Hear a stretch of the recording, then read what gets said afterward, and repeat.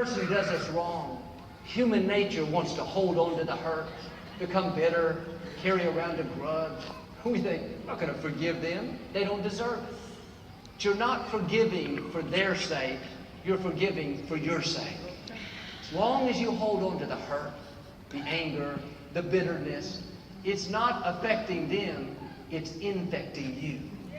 Unforgiveness is like a poisonous toxin. It may feel good to hold on to it, but it will contaminate your life. And a lot of times the reason we don't forgive is because what the other person does was wrong.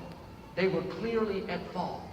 But when you forgive, you're not excusing their behavior. You're not lessening the offense. You're simply getting the poison out of you. You have to forgive so you can be free. Quit looking at it like you're doing them a favor. You're doing yourself a favor. See, it takes a lot of emotional energy to hold a grudge, to live with unforgiveness. You wake up, it's always on your mind, thinking about how they did you wrong. You may not realize you are spending emotional energy that you need for your dreams, for your goals, for your children. You won't become all you were created to be if you are wasting emotional energy on things that don't matter. That unforgiveness is an impurity. Yes, what they did was wrong, but you have to let it pass. You have to release it. When you do, you'll not only feel a new freedom, not only have more energy, but God will be your vindicator. He will make your wrongs right. You don't have to pay people back. You're not the judge. God is. Leave it up to Him, and He'll vindicate you better than you can vindicate yourself. This is what a lady did named Mary Johnson. She was a single mother of one son. When he was 20 years old, he was out late one night at a party. This young man came up that he had never met. His name was Oshie. He was 16 years old and had been drinking. There was an altercation. In the heat of the moment, Oshie pulled out a gun and shot Mary's only son. He was instantly killed. Mary was so filled with anger and hatred, she told the judge that 16-year-old boy was an animal and he needed to be caged. When he was only charged with second-degree murder, Mary was even more angry.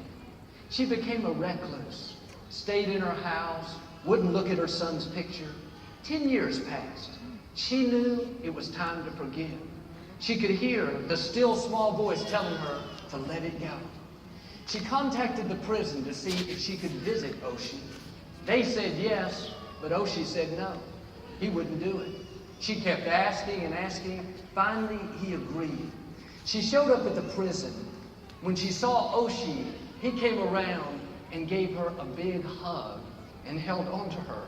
They wept and wept. Mary said, as I was embracing Oshie, I could feel hatred and bitterness rising up out of me and leaving my body. It was so strong that she fell over. Oshie had to hold her up. That day, Mary not only emptied out the unforgiveness, but she found a new son. 7 years later, Oshie was released on parole, didn't have any place to live. Mary said, you can live next door to me. She calls him her spiritual son. Mary started an organization called From Death to Life to help mothers who have lost children to violence.